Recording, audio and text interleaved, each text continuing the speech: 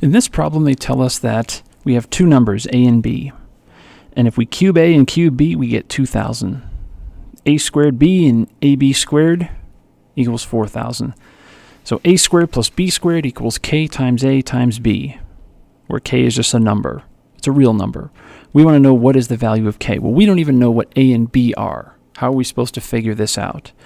Well, a and b are two numbers. And so because they're two numbers, notice that they're cubed. And so what I'm going to do is I'm going to start by saying, well, wait a minute. Let's take a and b, whatever they are, and cube it. Raise it to the third power. This one was probably the hardest one on this contest, and this is why.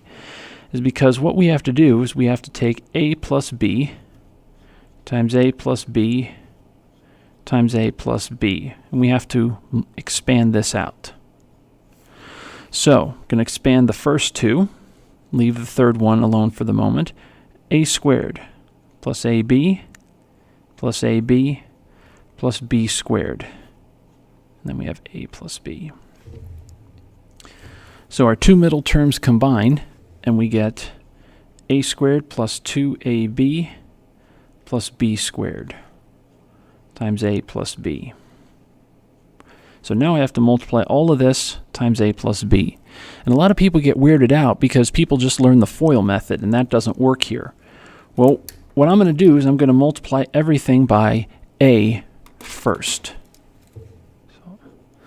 So when I multiply by everything by a first, I get a cubed plus 2a squared b plus a b squared. And then I'm going to multiply everything by b.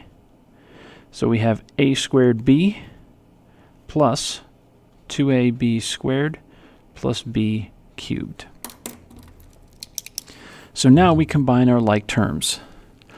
So we have a cubed plus 3a squared b, because we have 2 here and 1 here, plus 3ab squared, because we got 1 here and 2 here, plus b cubed. Now, key thing to note is, notice what we have. We have a cubed and b cubed. We can take those out, because at the top of the problem it said that this is equal to 2,000. So I'm just going to scratch those out. 3a squared b plus 3ab squared. And I'm just going to add 2,000 onto that. Oops, 2,000, not 200.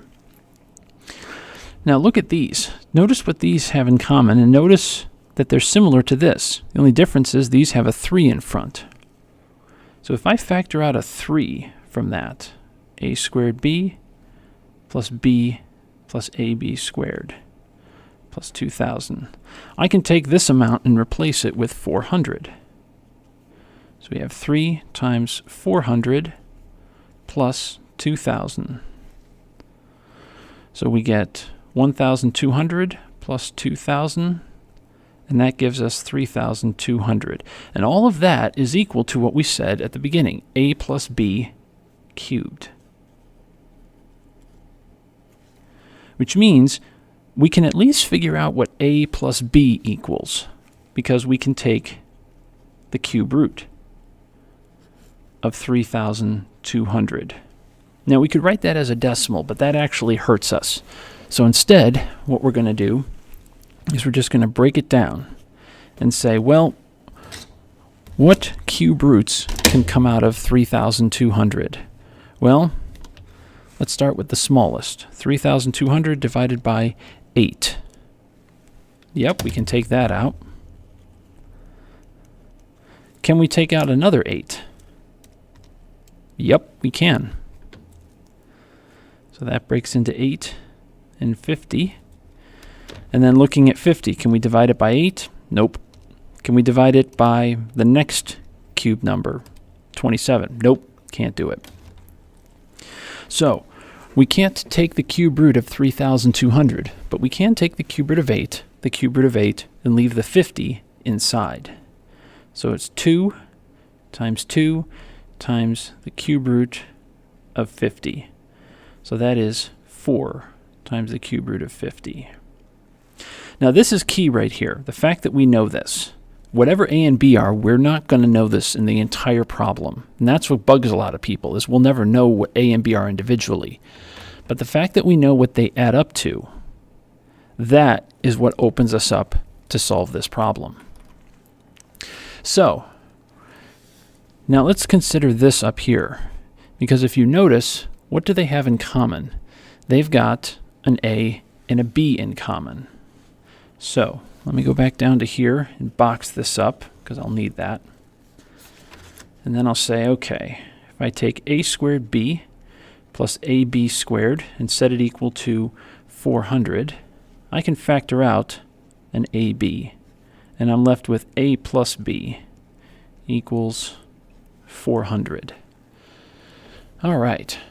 So what can I do here? Well, I can substitute the value of a plus b that we just found, because we just figured out what it is. So let's put that in.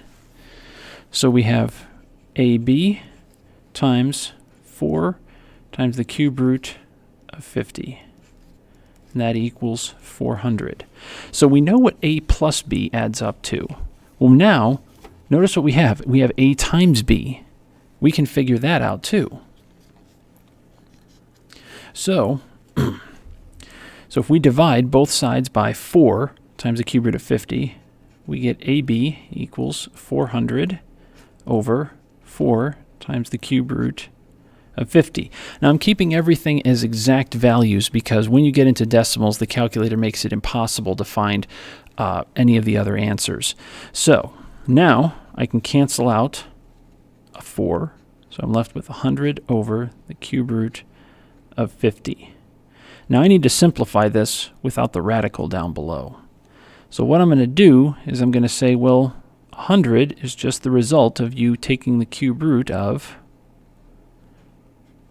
10,000, I think. Nope, a million. And then divide by cube root of 50.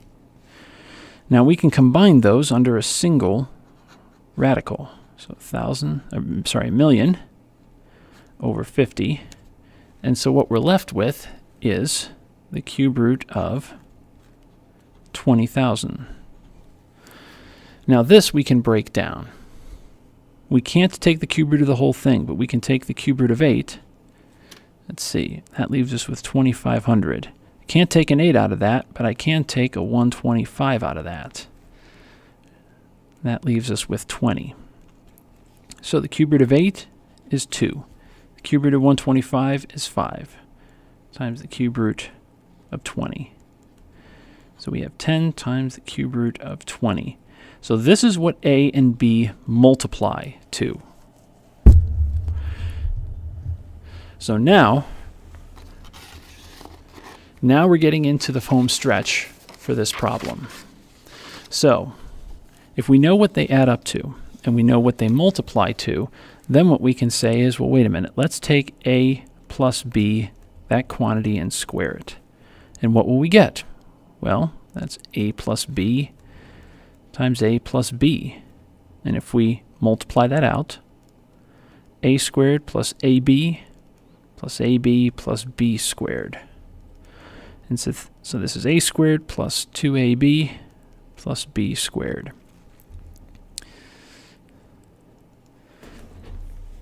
All right. Now wait a minute. There are several things here that we already know the value of. We know the value of a plus b. That's 4 times the cube root of 50. And we know the value of a times b. We know that that is what we said down here, 10 times the cube root of 20. And so the only thing left is a squared plus b squared. Now we can figure out that value. All right. So if you square 4, you get 16. If you square 50, you get 2,500. 2 times 10 is 20 times the cube root of 20 plus b squared. Now 2,500, how can we break that down? We already did, into 125 and 20. So can we take the square root of cube root of 125? Yes, we can. That's going to be 5. But we can't take the cube root of 20. So that's a squared plus 20 times the cube root of 20 plus b squared. Now 16 times 5, that is 80 times the cube root of 20.